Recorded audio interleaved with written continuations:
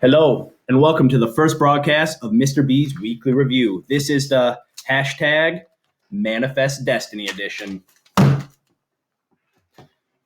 where we will be discussing our main idea from the week's lesson, which was Manifest Destiny. We have a great guest here today, or should I say guest. Please welcome Lewis and Clark and Sacagawea. What's that? Where are they? Huh? Well, apparently Lewis and Clark and their Native American guide Sacagawea have been dead for over 200 years. I wish someone would have told me that before we started recording. This week we learned about Manifest Destiny. We learned about the people that tried to explore and the people that tried to move out west to start a new life. You researched the Donner Party. I'm glad I wasn't invited to that party. I heard the food sucked. Thank you very much. To really bring home in your mind Manifest Destiny, we have a Mr. B's Weekly Review first. It's the top 10 Manifest Destiny and Pop Culture References edition. That's right, this is Mr. B's top 10 Manifest Destiny Pop Culture References. Let's define Manifest Destiny first. The 19th century doctrine or belief that the expansion of the U.S. throughout the American continents was both justified and inevitable. God was behind their voyages. So at number 10, we have Wells Fargo. They've been around for over 150 years. The stagecoach can represent the settlers moving to new areas. Right there. At number 9, we have Jimmy Fallon and the Gadsden Purchase. Hey everybody, welcome back to the show. Coming up this week, we have Russell Brand, Tracy Morgan, Michael Stipe, Emily Blunt. It's going to be a great week. So excited. It's week 2. Hey, Jimmy. Yeah. Hey, great show so far, but why haven't you done any jokes about the Gadsden Purchase? I'm sorry, what? The Gadsden Purchase, signed in 1854 by President Franklin Pierce, granted the U.S. sovereignty over the southern tips of Arizona and New Mexico. You see, the terrain... The terrain in the southernmost portion of the Mexican Cession, 1848, was too rocky for the transcontinental railroad. So, wait, you brought a visual aid. That's you carry that around everywhere you go, or? I do love the Gadsden Purchase. Who doesn't? Well, if you love this thing so much, why would you want me to make a joke about it? I mean, you got to be able to laugh at the Gadsden Purchase. I mean, it's what life's all about. Life is all about laughing at the Gadsden. Maybe that's what your life's about, but I don't see what's so funny about a 150-year-old land treaty. Well, I mean, just look at all the comedic possibilities. I mean, you got Franklin Pierce, hello, James Gadsden, not to mention topographical issues regarding the construction of the Transcontinental Railroad. I mean, the jokes practically write themselves. They do.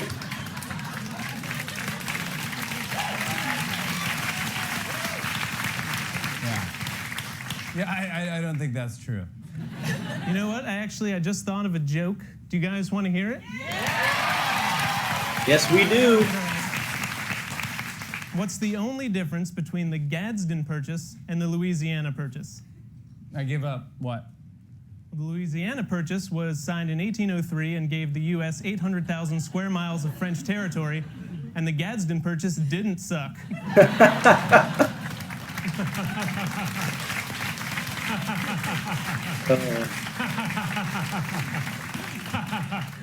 Oh, that's a pretty great joke. Except he forgot the part about how the Gadsden Purchase never would have happened if it weren't for the Treaty of Guadalupe Hidalgo. Up top, baby. I'm sorry. Who are you? I'm that guy's worst nightmare. The guy who loves the Treaty of Guadalupe Hidalgo. Signed 1848. Ended the Mexican-American War. Wait, you have the actual treaty with you? No, but it's a pretty decent replica. Okay, that is just sad. That's really sad. What do you think about all this? The Treaty of Guadalupe Hidalgo is nothing more than a poor man's Clayton Bulwer Treaty. Oh, got him! That's awful cute, beard boy. Now I got a joke for you. Knock, knock. Who's there? Best treaty in the world. right, I think I see where this is going. The best treaty in the world, who? What, are you stupid? The Treaty of Guadalupe Hidalgo. Who wants to party? Hey,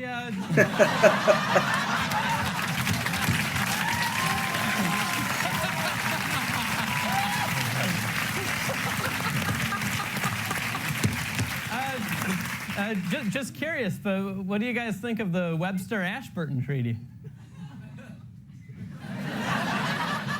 You mean the 1842 treaty that resolved minor boundary disputes between U.S. and Canada?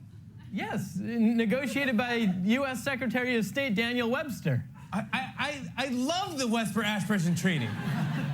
Me too. Dad?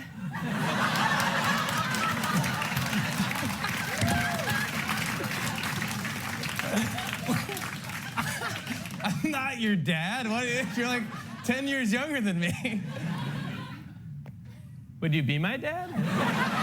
No, there's too many history nerds in the audience tonight.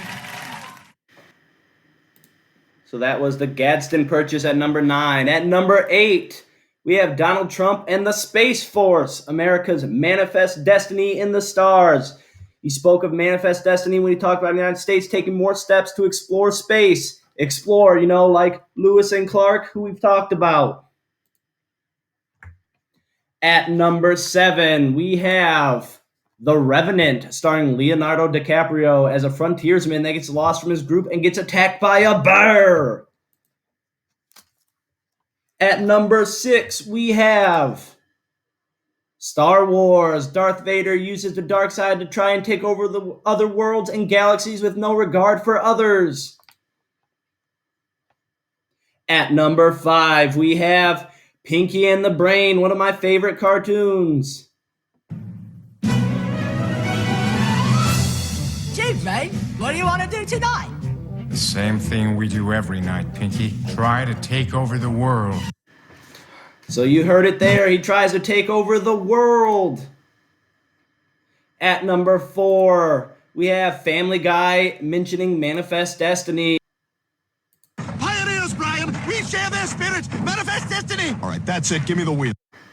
He says we share the spirit with the same pioneers. Manifest Destiny. Whoop, whoop. At number 3, we have Mars Attacks. The Martians attack and try to take over the world. It's a movie from like the early 90s. Very corny. We're going to watch the trailer. Professor, what do we know about them? We know they're extremely advanced technologically, which suggests, very rightfully so, that they're peaceful. I suspect they have more to fear from us than we from them. Ladies and gentlemen, the Martian ambassador is going to say a few words. come on down, Mr. Ambassador. Whoa. That's a Martian? That's gross. My God. Yikes.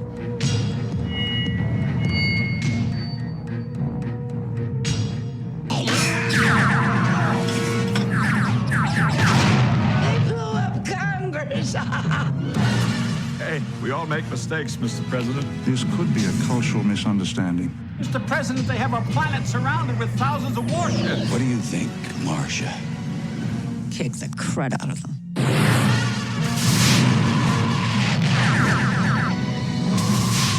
Mr. President, we're going to need to get you to safety. Should we go this way? Sorry, ma'am. There's a tour going through here. Jack Nicholson. This is the President of the United States. I want the people to know that they still have 2 out of 3 branches of the government working for them, and that ain't bad. Glenn Close as the First Lady. I'm not going to have that thing in my house. Annette Bening. People say they're ugly, but I think they've come to show us the way. Pierce Brosnan. Very curious. Danny DeVito. Martin Short. Sarah Jessica Parker.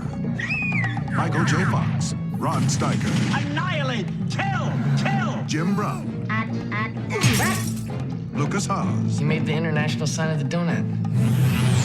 Jack Nicholson. Whoa! Hey! You're Tom Jones, right?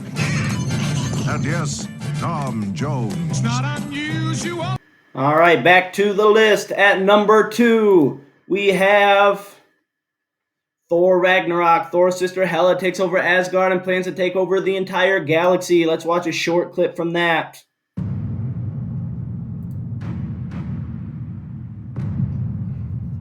I am Hela, Odin's firstborn, the commander of the legions of Asgard, the rightful heir to the throne and the goddess of death. My father is dead, as are the princes. You're welcome. We were once the seat of absolute power in the cosmos. Our supremacy was unchallenged, yet Odin stopped at 9 realms. Our destiny is to rule over all others, and I am here to restore that power. So, she's trying to take over Asgard and the rest. And finally, drum roll, please.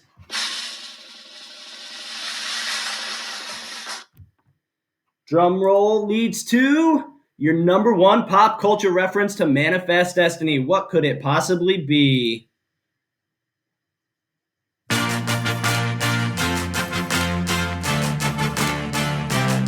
Thanks for joining me today. I hope you enjoyed it. Enjoy the song. Listen to Manifest Destiny. Hope you learned something.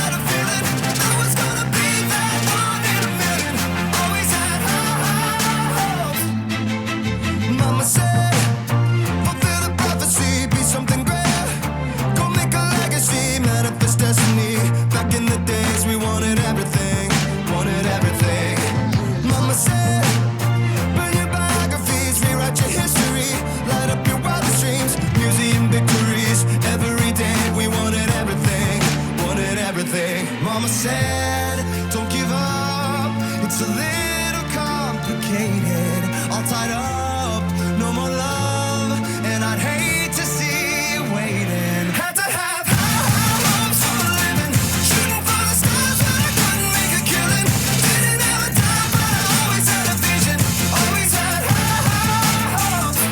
Had to have high hopes for a living, didn't know how but I always had a feeling I was gonna be that one in a million, always had high hopes.